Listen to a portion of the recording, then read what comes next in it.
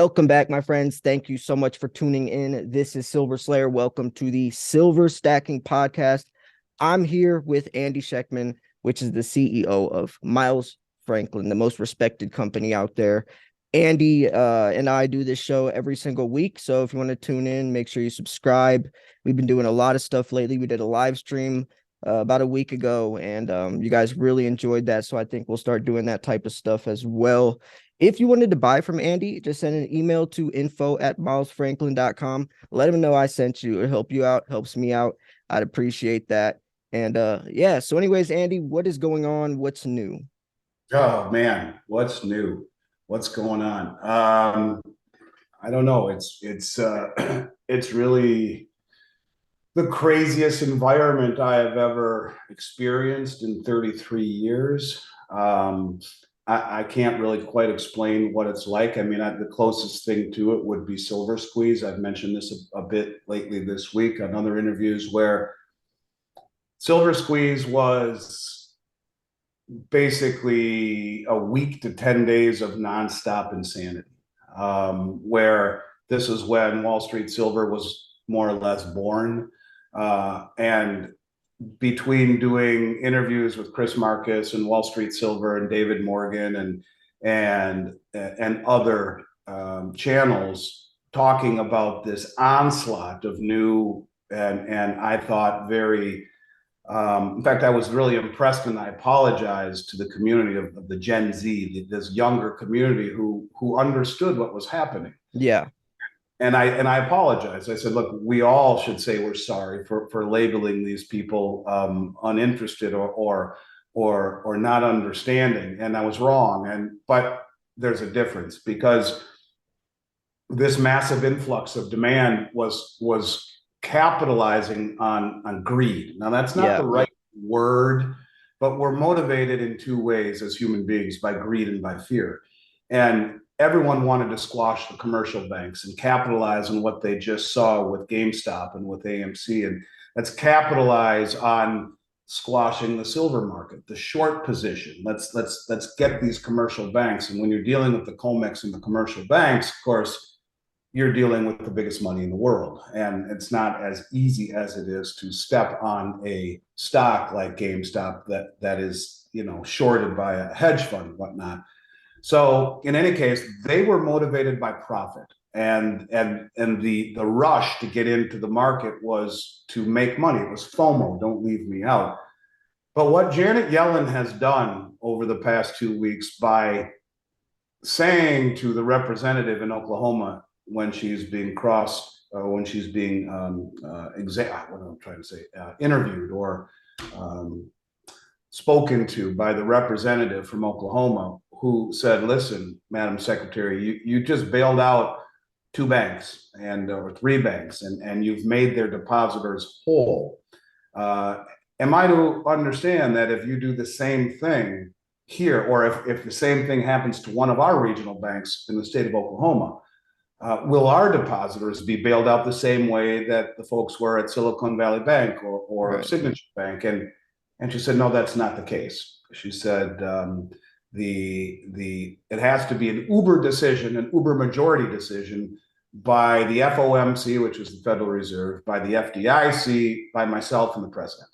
And if we deem that these banks are too systemic to not be bailed out, then they will. Everyone else will not be. They will fail and be bailed in. And that's what we always thought the laws were since they were rewritten in 2009. That's what everyone believed. And that's why the majority of the people avoided the big banks that have the massive derivative exposure, like JP and Citi and Morgan Stanley and B of A and Wells Fargo, and embraced the small regional banks. Now, it's important to note that the regional banks in this country represent roughly 70% of all the small business loans in the United States. And small businesses represent traditionally up to 40% of GDP in the United States. It is the small businesses that are the backbone of this country.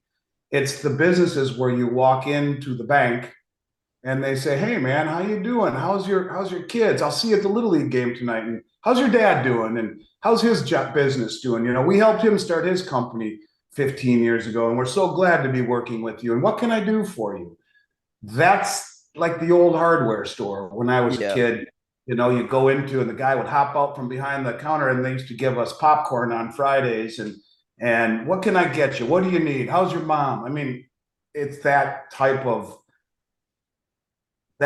customer service and relationships that are really the foundation of these small banks. And so, it's interesting because you have to wonder, is this intended? Because when she said that, ask yourself, if you own a small business in middle America and you're working with the regional bank, and you have, not only do you have $5 million of operating capital for your small trucking company, maybe you have a couple of trucks and you're hauling stuff back and forth, and you have operating capital, and then you have your own account there and your kids' accounts there, and you have investment accounts there, and everything is bundled with this one bank that's been so great to your family and your community forever. And now they just got a fuse lit underneath them saying, well, if they fail, too bad.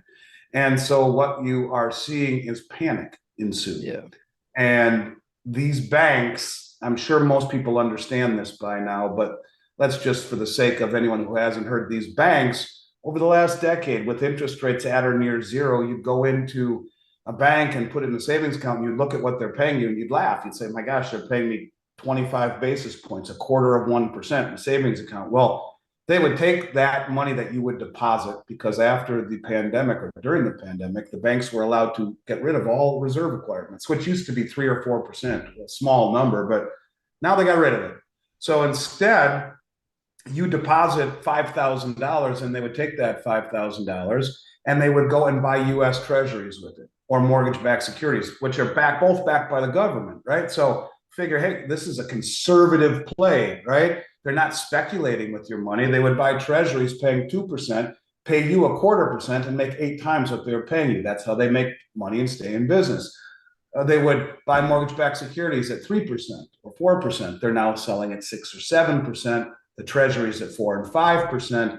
And the problem is when there is a run on the banks, when people say, I don't like what I see here, and start pulling their money out, redeeming their deposits, well, they're not there. They're invested in longer maturity assets, like a 10-year treasury that has been cut in half, unless it is allowed to go to maturity. At the end of 10 years, you'll get what you put into it plus your 2%. If you have to sell it now, it may be worth 40 or 50 cents on the dollar. And as we saw with Silicon Valley Bank, enough people do this, in 24 hours, the bank blows up. And that's just talking about their toxic assets, which are traditionally very conservative. That doesn't even talk about the loans and all the other things that the banks had that just blow everything up. And so what you are seeing now is a rush out of these regional banks into things like gold and silver, into the big banks, the handful of big commercial banks that are too big to fail systemically. And what she did is almost treasonous. She is literally blowing up 5,000 banks that represent the backbone of this economy, because a lot of the loans that are made for small businesses are less based upon balance sheet and business plan, and more about relationship and trust. And where these small banks have a latitude to do that. Well, I know their family and I trust them, and he's got a good character about him, and I think they'll do just fine. So maybe we'll charge a little bit higher rate, but we're going to give them that loan. Well, you won't get that loan with Wells Fargo or Bank of America or whatever it may be. And not only will it create a big squeeze on the small businesses and the corollary effect of that, it's going to eviscerate the majority of every one of the banks throughout middle America that people have used forever. And this has created a fear that I can't quite explain to you. I mean, honestly, I've been working 18 hours a day for 16 days. I feel like I'm the Walking Dead. I truly do. I can't even sleep at night because I'm so wound up by 2 a.m. when I go to sleep. And I'm still 50, 75, 80, 100 emails behind, and just trying to keep up. And because what you are seeing is the difference between motivation on greed and that of absolute paranoia and fear. And I think that's what we will see more and more of, and this doesn't even talk about the things that I've been talking about forever outside the country that will only make what's happening here magnitudes worse. And I don't know, man. It's been the craziest 2 weeks that I could ever explain to you. And I think it's just the very beginning, because all the money that's coming out of these banks is going to create more bank failures. And it hasn't happened yet. But you see another one or two or three or four or five or 10, and people are going to lose their mind. Yeah. And you will see a rush into not getting bailed out. Right. And a rush into tangibles and a rush into anything, including the big 5 or 6 banks that will really reshape the way things are done in this country. Yeah, I always tell people, I think it's so funny that these types of people literally need a bank to collapse for them to finally say, okay, maybe I'll go to precious metals. Like the ultimate worst case scenario has to happen. And it's insane that people don't prepare or acknowledge the red flags or warning signs, but it's just Amazing how it is. It's such sound advice right there. It is. Yeah. But I wanted to go back to Wall Street silver, because when that happened in February 2021, that was massive. I was one of those people that was skeptical at first, but I looked into it and I realized, yes, it was off greed, but a lot of these people, when they entered, they realized, whoa, this is much more complex than just trying to push silver from $27 to $27,000.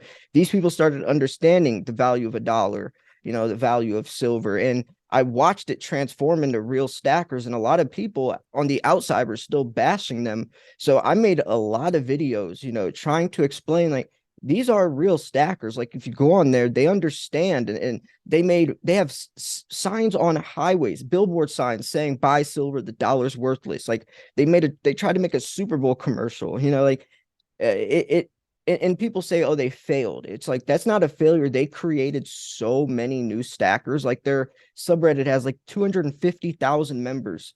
I'm sure 80% of those had no clue about silver. So I think that was really that whole period was really interesting, and I'm glad you brought that up, because it is like a squeeze right now. And I just think a lot of people have them just think they're just a couple of people like my age. They're just like, oh, we're just gonna get into silver and just expose it, and that might be why it started, but I don't think that's where it's at anymore. But yeah, so I wanted to ask you something, because we were talking before the show, and you were talking about the Royal Mint, the Australian Mint, was it, or Austria? Were you The Austrian Mint and the Royal. Yeah. Okay. Yeah. What's going on with that? So we found out last week that the Austrian Mint has now gone on allocation. And what that means is that you can't just buy what you want. They're allocating certain amounts because there's so much demand. They have more demand than they do supply. They're backed up. They're on allocation. This is what we saw all throughout the pandemic. This is what led to rising premiums and massive delivery delays. And in the same breath, we see the Royal Canadian Mint come out and say, oops, we made a mistake. We're sorry. We've committed to more than we were able to deliver. You may need to give money back to some of your clients, or they're going to have to wait, could be a couple of months before they get everything that they are looking for. They are way backed up, and we got half of what we had ordered for our last allocation. And so you're witnessing 2 of the 6 primary mints of the world either go on allocation or are just so far back ordered that they're warning us, hey, you better get people's expectations in line. And then you put the third mint, the US Mint, which I love. I am a US Mint authorized reseller. But they've been the model of inefficiency for 3 years. We've talked at length about that. And so you have 3 of the 6 major mints, or 2.5 of them anyway, that are substantially curtailing what is available. And this will be the beginning of exactly what I've been saying forever. I came on your show after Thanksgiving and I said, look, everyone just wanted to go kiss grandma and not worry about killing her. Everyone wanted to travel without wearing a mask and embrace Thanksgiving and Christmas and New Year's and all of the things that mean so much to this country.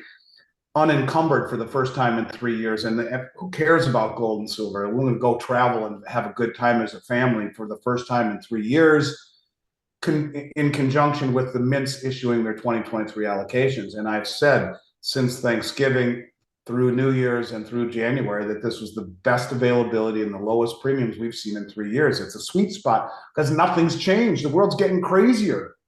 All right, so fine, there's not a pandemic anymore. That's changed. But everything else is accelerating in insanity. You know, and I warned about that. I said, look, we live in a country where, independent of everything, the United States has done more to destroy itself in the last few years than any external enemy could have ever done. The world is rallying against us. Right. Buy gold and silver. It's wealth, and it will protect you for the big picture. And I meant that. I do mean that. And now we're seeing things, massive demand coupled with supply that is beginning to be curtailed. And when you see these mints run out of product, it's game over in terms of supply, because one of the reasons that they say there's no metals market, or no bull market rather, like a metals bull market, is because the others are centered around greed. And again, greed is not really what I mean. It's just the way to describe it. Making money, you want a profit. That's what is the motivation for most investments. This isn't. And that's why I am very adamant about always saying that what we sell is wealth. It is not an investment. It will make you wealthy if you own enough of it. It will perform like an investment, especially in the case of silver, but it is historical wealth. My buzz phrase that I always use has lived through 2 world wars, German hyperinflation, the Great Depression, every pandemic, and everything the frickin' world has thrown at it. And it's still the only asset that the central banks around the world own and are accumulating, all of them. And it's wealth. And I think that is what has been missed, to your point at the beginning of this conversation. What does it take for people to wake up? And the reactionary attitude of the people in this country is what will be their undoing. They will not be prepared at the last minute. It's as if, oh, let's just slow the Titanic down a little bit before we hit the iceberg so everyone can blow up their life raft.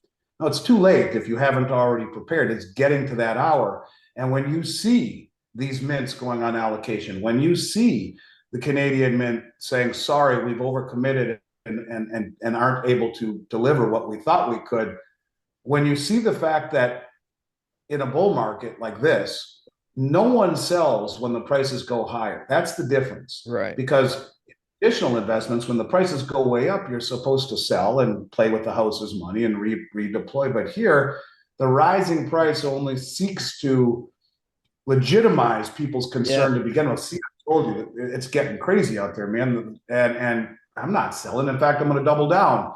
That's the way it is. And that's why they say there is no bull market like a metals bull market, because it feeds on itself out of concern.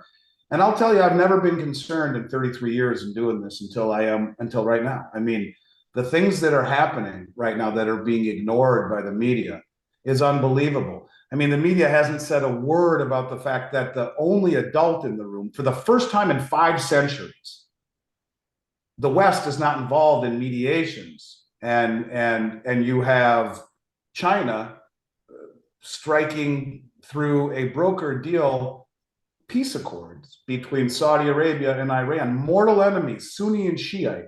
They're now building embassies in each other's countries. They are shaking hands and agreeing to mutual beneficial relationships that, you know, I always say, my enemy's enemy is my friend. Who brokered this deal? China did.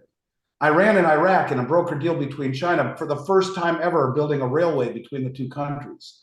Mutual beneficial against a common enemy or a common cause, and that is the Western hegemony. This is their one shot, and they know it. And what is happening outside the country, with countries like China going in and building infrastructure in all of these countries, building ports and bridges and roads and railways and refineries and oil and gas rigs and gold and silver mines, and whatever they're doing it not only for their own benefit, but for the country whom they're helping industrialize and bring into the middle class, give their poor people a chance for prosperity and middle class, and the things that the West have taken for granted for a long time, they're helping these countries do it. And when we see Mexico formally apply to the BRICS, freaking Mexico formally apply to the BRICS. Think about that for a second. Rumor is Japan is contemplating joining Wasn't BRICS. Japan part of the G7? Yes, yes, and they are talking, as is Australia and New Zealand, contemplating joining the BRICS. And yes, our allies and even those who are part of the G7 are contemplating joining the BRICS. And this is becoming an issue where you can see this formation is growing by the day. Unfortunately, most of the people in this country don't see outside the borders, and they're not looking, and they're everything that's wrong. And so you could argue what's happening inside the borders is screwing the pooch really bad, messing things up really bad, but it's only incentivizing and accelerating the global de-dollarization and the increasing unity of the BRICS countries and the Shanghai Cooperation Organization that Saudi Arabia has also just applied for as well. Not just the BRICS, not just telling the world that we are going to be open to taking other currencies, not just signing a military agreement with Russia, but now applying as a dialogue partner with the Shanghai Cooperation Organization. They are getting into bed with these countries that represent 80% of the human population that aren't going green. And when they say to the West, we are no longer taking dollars for oil, bang, like that, shit gets real. And the dollar collapses, creating a tsunami of inflation that hit our shores, interest rates spike, and assets, all of them that are inversely correlated to this spike, that being stocks, bonds, and real estate, collapse. It's the Great Reset. These are the things that people need to understand. These are the reasons that I come on your show and talk about buying silver. It is not to get rich. It is to protect yourself, because the biggest money in the world is doing it. And why else would the central banks buy more gold than at any time since 67, the second most in history? And if you look at the January numbers that just came out, 197% increase month over month from December to January. They're doubling down. So this is the real deal, and it's beginning to accelerate. And these are why we do what we do and talk about what we do. I guess the bottom line is that when I look outside the border, I see a new drive towards mutual settlements in national currencies between Asia, Africa, and Latin America and South America. And when you have Putin come out and say that they are for using the yuan as the new trade currency for all of these countries until and while the discussions are finalized regarding the new BRICS reserve currency backed by gold and or commodities, as we've been promised, or the Shanghai Cooperation Organization gold settlement currency. Any way you look at it, they're all moving away from the dollar. And then one piece that just happened the other day, and I don't know if you've noticed this, but I don't know if you're able to add this in later to this conversation, but the president of Kenya just struck a deal with the United Arab Emirates and with Saudi Arabia to buy their oil only in Kenyan shillings, not in dollars. Now, if you ever play the game of Jenga, in and of itself, that means nothing. It's just another Jenga piece until all of the Jengas collapse, right? It's another piece in the Jenga puzzle. But what he did say, and I would suggest everyone go listen to it, and it's in the first 30 seconds. I don't know if I think my moderator sent me that and told me that earlier today. So, yeah, and he basically, and you have to put the transcription in there because his English isn't very good. And he basically says, I have advice for all of you people who hold dollars. You may want to go see the nurse, and which was kind of weird. I think his English isn't so great. But basically what he is saying is, because in the next few weeks, things are going to be very different in this market.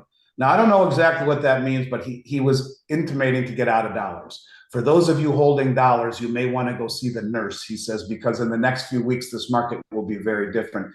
And in the same breath, he strikes a deal with Saudi Arabia and the UAE, who are our allies forever, to not accept dollars for oil, but the Kenyan shillings. Now, what the hell do they want with Kenyan shillings?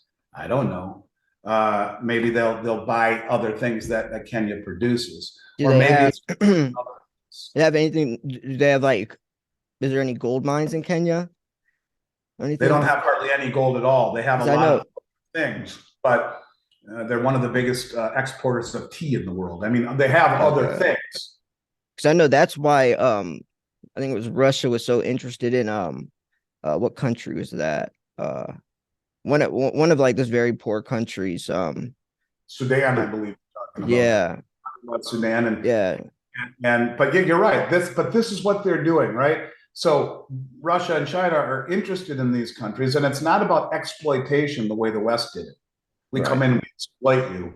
This is about industrializing the whole country, giving it an opportunity to become industrialized, to enrich their citizenry, to be fairly compensated for helping you pull these commodities out of the ground and bringing you forward to a new system. And I think that's the allure here, is that they're doing it in a cooperative way, in a peaceful way, in a way that is uniting countries that have hated each other, who have had knives to each other's Right. throat, are now like, hey, you know what? Enough of this crap already. Let's find a way Yeah. to have our cake and eat it too. And the And way that can make it all work is everyone pledges commodities to a new distributed ledger system, which is going to happen. it And makes it, yeah, it makes so much sense too. Like it's a brilliant plan. It's not like, like I feel for them. Like I would do the exact same thing if I was in their shoes. And that's the scariest part, is like how influential this could be, and detrimental it would be to the dollar. I did want to say something real quick. But when we were talking about Wall Street Silver, I made a video a couple days ago. Did you know that Elon Musk follows Wall Street Silver? Did you know that? I yes, I didn't know that he actually followed them. I know like Mike Maloney's letter to Elon or David Morgan's letter. I didn't know that Elon actually follows them. And actually Elon bought a silver mine like a couple months ago. Like it bought a silver mine, said screw trying to find a source. I'm going to create the source. What do you think about that? That's insane. That like I always had a conspiracy, like I think he's buying boatloads of silver under the table, but I didn't know it was this public. yeah, I don't know if Elon follows them any longer. I know that Wall Street Silver had a few issues, and I don't know. Not going to comment on that. I know he Yeah, did. I know he did follow them, and I think Elon. I think you can take a step back from that and say he's keenly aware of yeah, silver, that's the whole point. Yeah, and that's really important yeah, because um, you know, if you don't have silver, you don't have Tesla, you don't have right. batteries, you don't have solar panels. And so you better damn well be keenly aware of silver. And Yeah, maybe it's Elon who's been draining Comex and the LBMA, right, because if you don't secure, and silver is interesting in industry too, it's called inelastic, meaning you need a piece this big to run a motherboard, or a fifth of an ounce to run an iPad or whatnot. It doesn't matter what the cost is, and that's what it means by inelastic. Silver could go to 100 an ounce, and it wouldn't affect very much. Yes, you'd have to pass that on, but if you need a fifth of an ounce at $100, yeah, it's $20 more to the end cost. But so what? You need it. right. And so these industrials like Samsung and Sony and Apple and Tesla and Mitsubishi and all of these companies that need silver would be very wise, and I think many of them have secured positions and are taking massive amounts off of the exchanges, certainly accumulating it. But yeah, I did know that, and in fact, when I saw Jim Lewis in Vancouver before things kind of unraveled there, he actually showed me the tweets, and I saw it Wow. on his phone. I saw him at a conference in Vancouver. So yeah, I think it's cool that Elon is paying attention, and he's 2, 3, 4, 5, 10 steps ahead of everyone else anyway. Yeah, I'm sure he's already gone to great lengths to make sure, because if you yeah. don't, you're out of business. He would be screwed. Like SpaceX, Solar City, and Tesla. Like all these companies are heavily invested into silver. Pun intended. I also think that if you're talking about someone like Elon, he's like the mascot. He's like the perfect mascot. If he if you're talking about, let's say, I think in Mike Maloney's letter, he's talking about, you talk about buying or producing X amount of Teslas by the year 2030. If you're buying silver at $20, it's like $586 million. But if you wait till silver is $100, it's $3.14 billion. And he's like, that's just Tesla alone. Like, if you can't secure this, what would happen? Elon come out and say we have to halt or cut back the production of Teslas? Or what about Joe Biden talking about the Green New Deal? We have to put a halt to this or something. I don't think people realize that is a possibility. This is a reality where we don't have enough silver to go green, and it's not just going to come poof out of thin air. Where's it going to come from? Recycling. I just made a video yesterday talking about how little of a dent recycling would put on this supply deficit. Like, recycling won't do anything, and I don't think much can.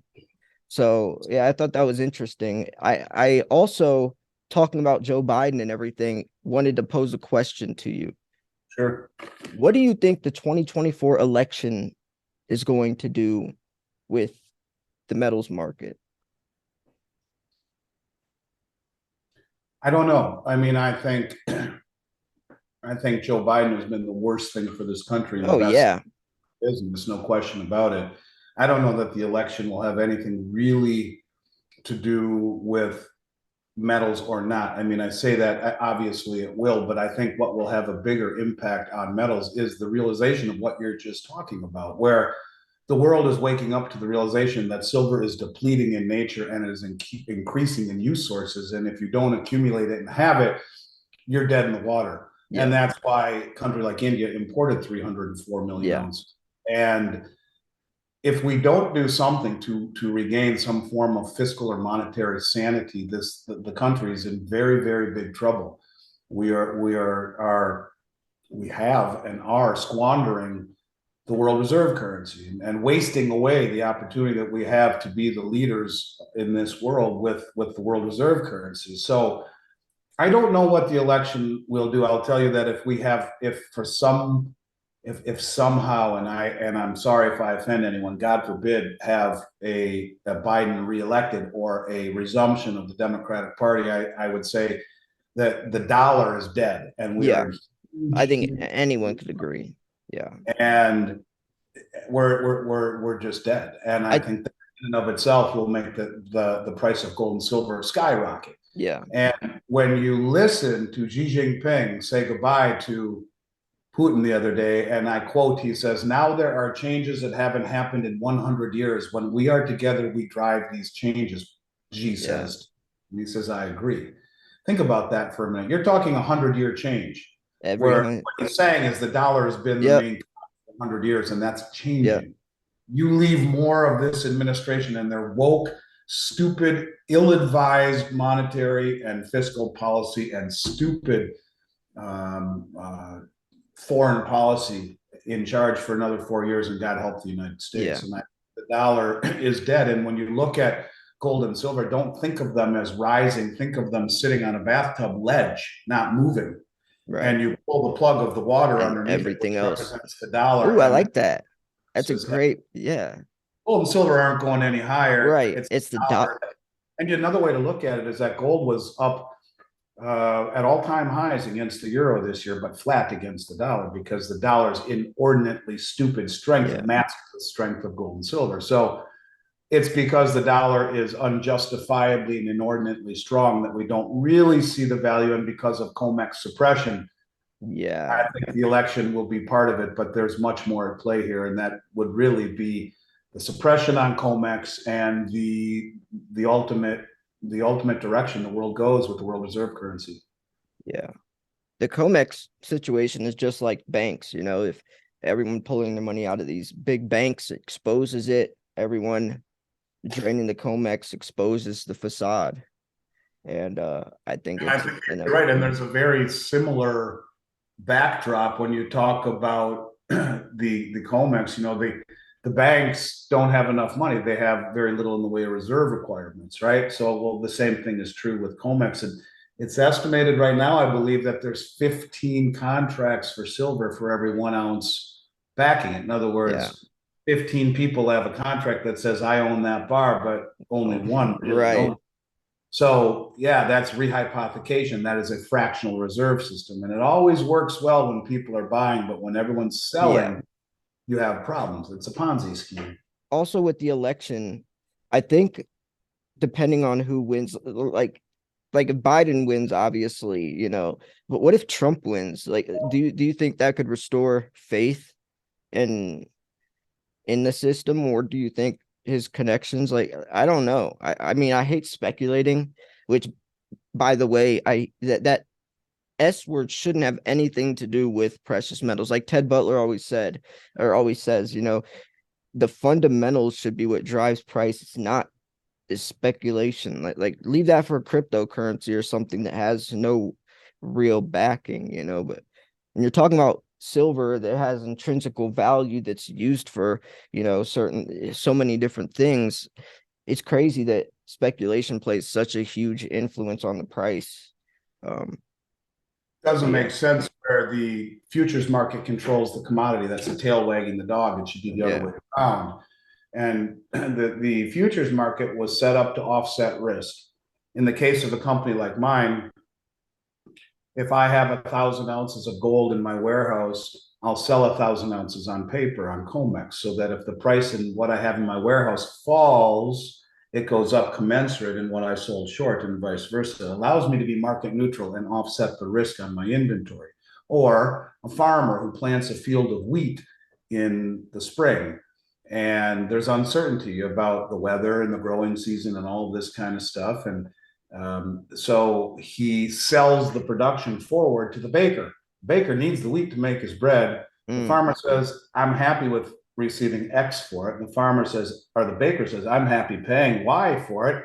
Boom. Okay, we got a deal. So the farmer then goes through the whole season knowing that his wheat has been sold at a price that he's happy with. And the baker knows that he can continue his business, and come September, that he'll have enough wheat to make his bread moving forward, and he's happy with it. Now, of course, there's always, well, what happens if it's the biggest bumper crop right, ever?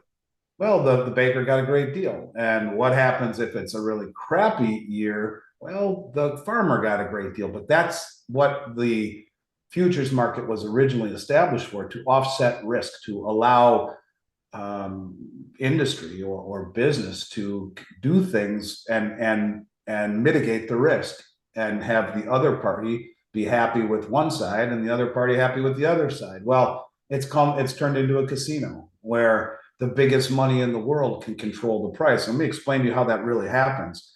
So if I want to buy 100 ounce gold contract right now as a metals company that's hedging gold exposure, I only need about $7,500 in my margin account to buy 100 ounce gold contract. The trade itself is a few bucks, but the 7,500 in margin, assuming the price doesn't go down, that's all I ever need to put in there. If it goes down, I'll get a margin call. Got to put a little more in the margin account. But the thing is this: if I'm a central bank or a commercial bank with $1 billion in my margin account, I can create whatever perception of reality I want with tremendous leverage. So I short the heck out of the price of silver on paper or gold with this huge margin account. And then I buy up all the physical at subsidized prices. And everyone's like, oh, why the hell would you buy that? It's in the middle of 40-year high inflation. The world's on fire and the price isn't doing anything. Well, yeah. Then why are the central banks buying more than at any right. time since '67, the second most in history? Why is silver leaving the vaults at record paces? Because they are using the suppression of Comex, the misdirection of price, to gobble everything up. And then they will just print more money or pull more money out of their back pocket, because they're a huge central bank, to cover their short positions. And they then have gobbled up the world's commodities when no one's looking.